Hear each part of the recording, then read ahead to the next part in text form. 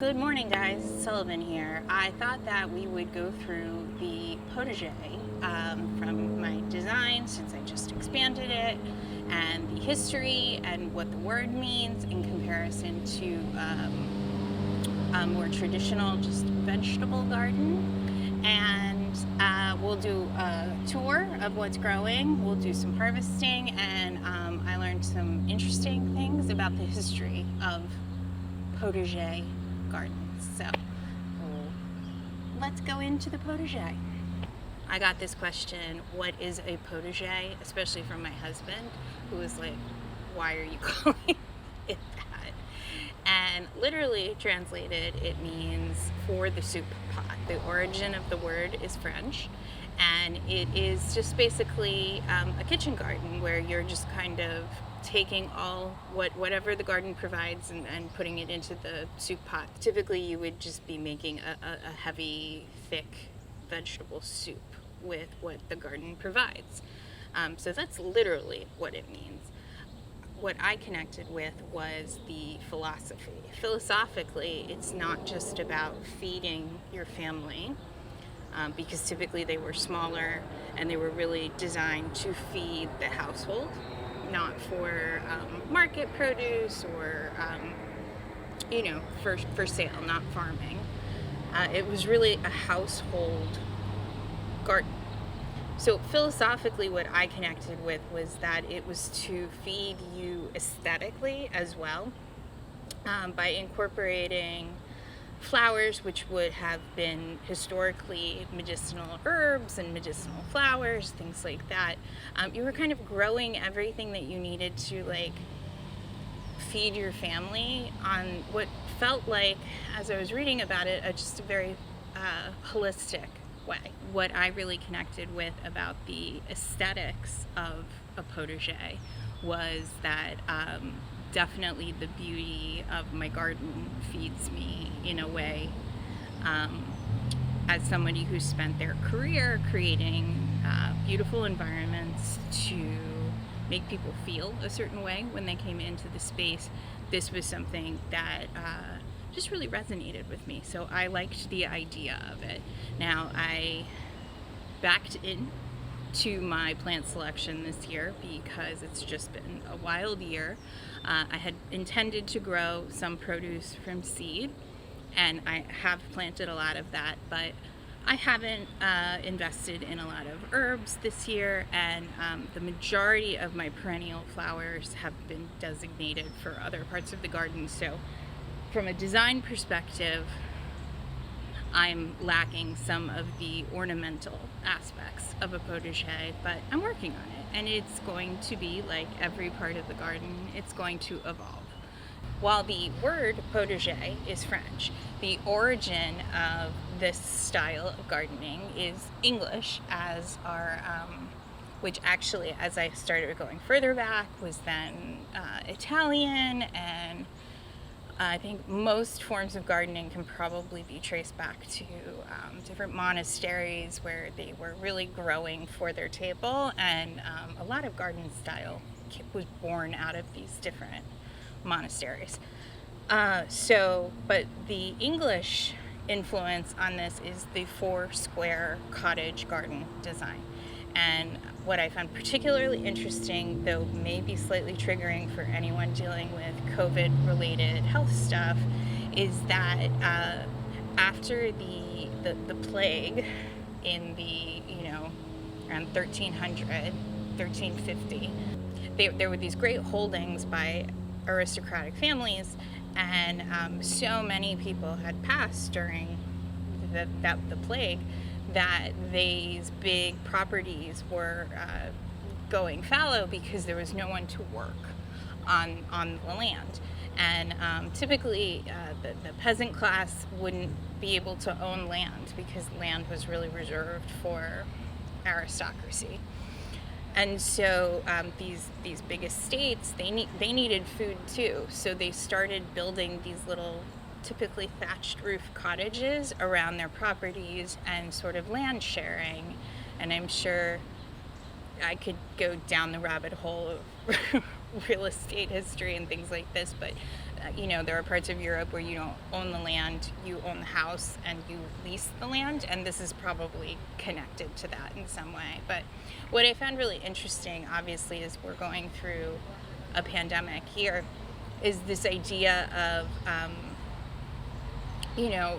we heard a lot when coronavirus, COVID-19 started to really impact the U.S., we heard a lot about victory gardens, but really they go back a lot further. This idea that you can plant a small plot to provide food for your table really has like long roots in history, and I thought that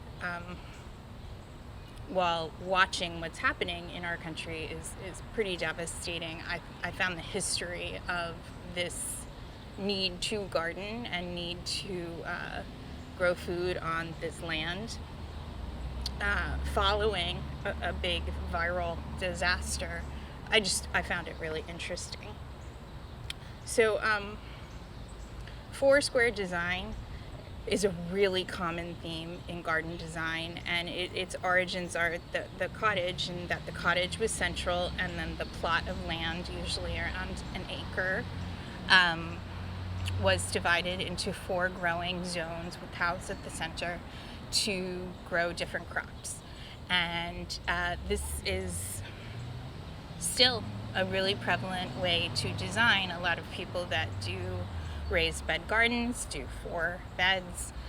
The plots of growing land are usually bisected by 2 paths, and either the house would be at the center, or if you were doing it as garden design, you would have like a central feature. You could do a circle garden or a water feature, something like that.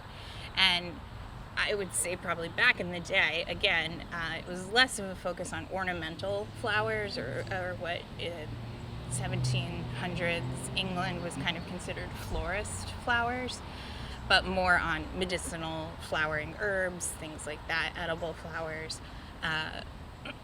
and fragrant flowers, because plumbing didn't exist in the way that it does today, and a lot of flowers were grown for their fragrance to kind of disguise the maybe cacophony of smells.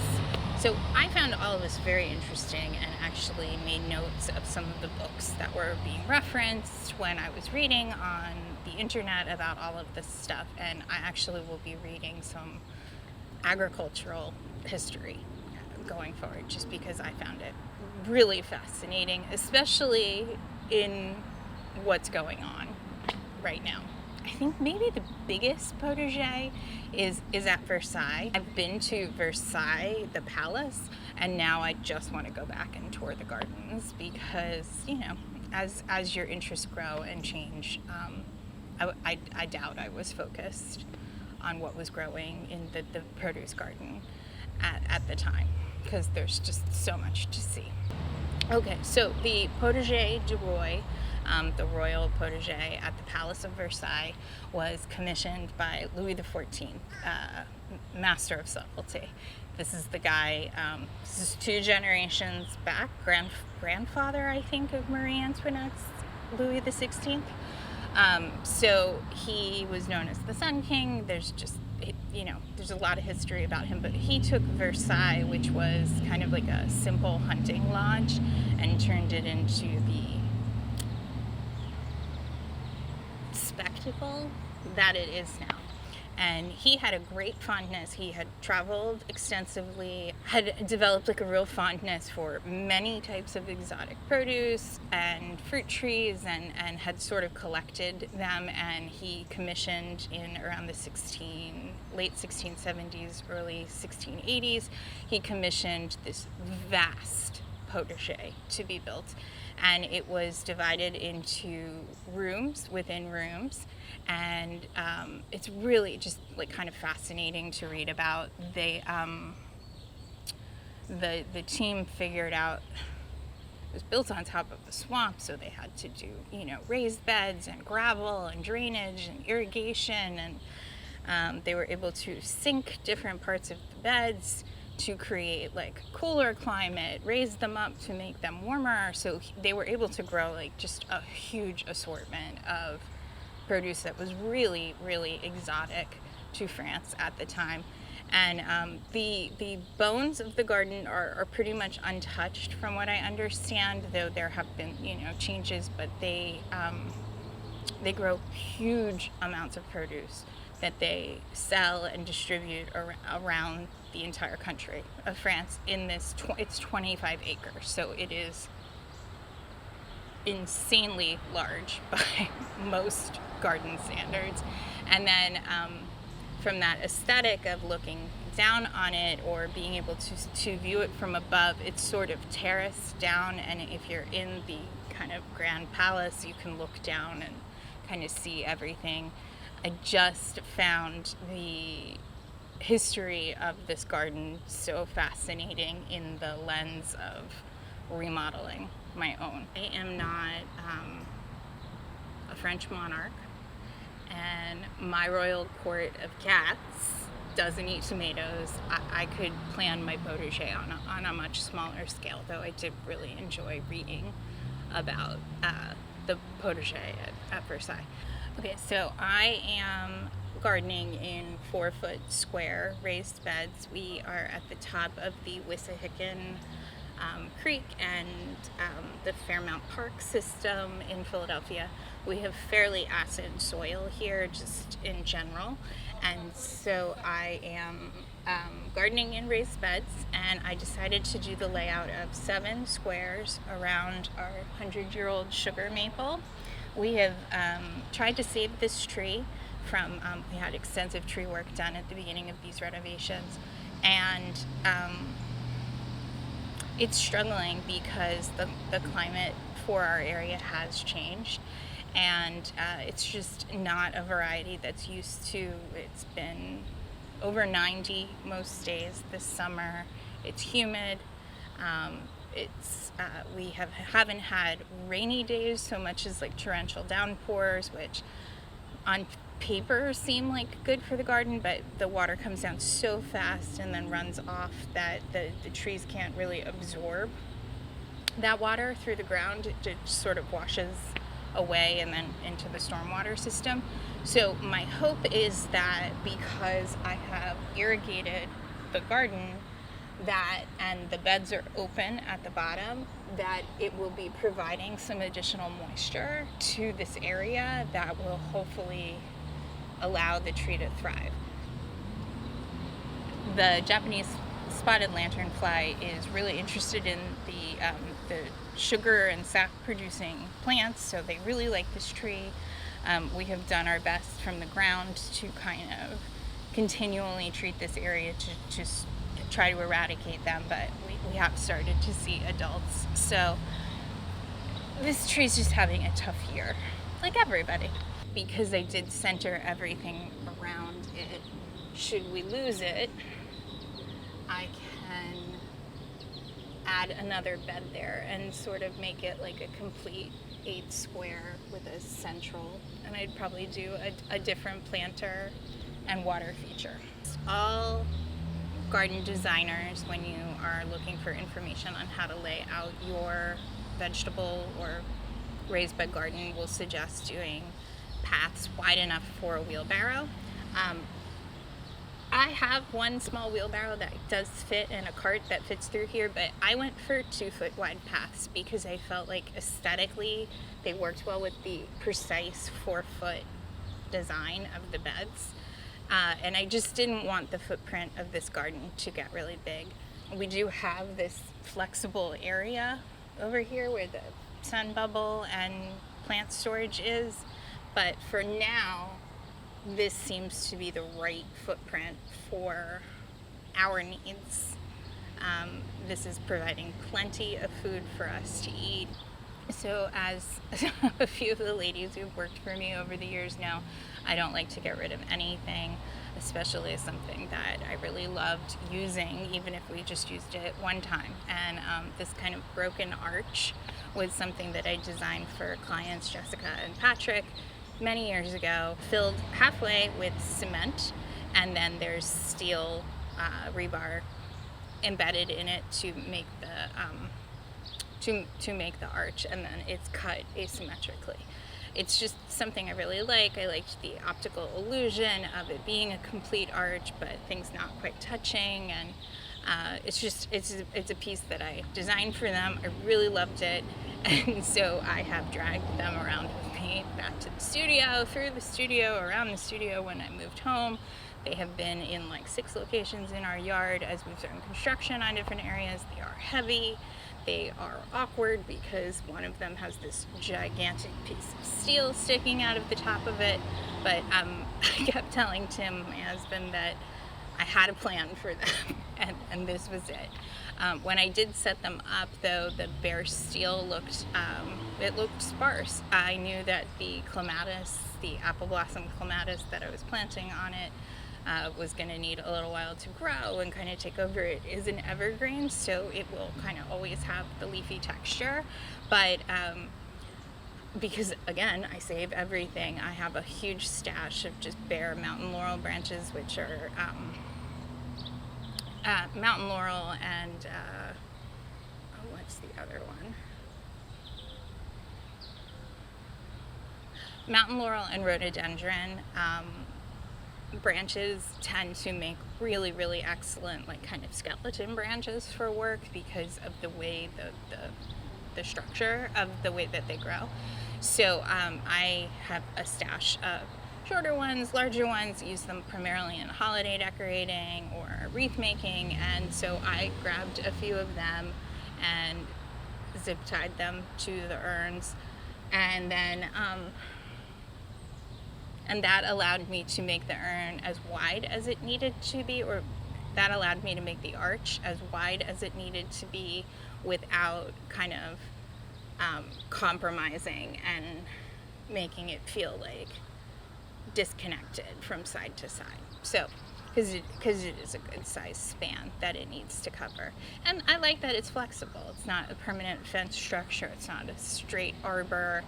If the potager design changes over the years, we have more space, less, things move around, the tree changes, things, who knows, it gives me the opportunity to adapt. And then I think the last thing that I'm not sure I'm going to get done this year is the last kind of design element of a potager that you need to consider is some sort of enclosure, because this is in the middle of our already enclosed large backyard, where we have this beautiful fence. I didn't feel like we needed a separate fence for this, so right now the plan is to do a hedge of lavender that's sort of around the same height to a little taller than the raised beds, and then leave all the paths open so it will feel visually enclosed and bring in lots of pollinators and things like that without putting up any kind of like low fencing or edging like that. I just don't think we need it. So I think as far as the entry and lavender hedge goes, as I was mulching these areas, I thought it would look nice as like a flower border. So we'll see. I'm trying very hard not to buy any more plants this year since I have so much work ahead of me, but we'll see. So maybe we'll revisit this in the fall as some of the fall crops are coming out. Alright guys, thank you so much for watching. I hope you enjoyed the history of the potager as much as I did. I find it really interesting in the current climate. I am really enjoying just being in the space, which I think is the important philosophical aspect of any garden. If you don't love being in there, how are you going to maintain it? So please subscribe to see the rest of our garden transformation, and we're actually getting ready to start on some of the areas out of the backyard.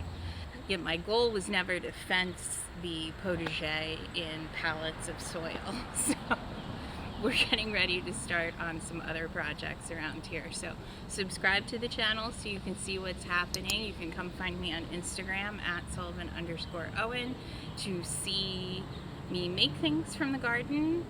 And the dahlias are just starting to kick in, and there's lots of pretty flowers coming in since some of the beds that I just planted, which you can check out in the last renovation tour, are just starting to flower, having recovered from being planted. So thank you again for watching. Please subscribe, share this video with a flower loving friend, and I'll see you guys soon.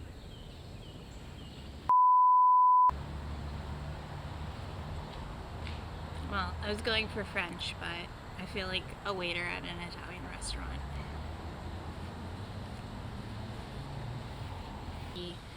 Going into the ground and watching the yard cats dig in the flower bed and try to drink from the irrigation. But you know, if I turn the camera around, they will run away.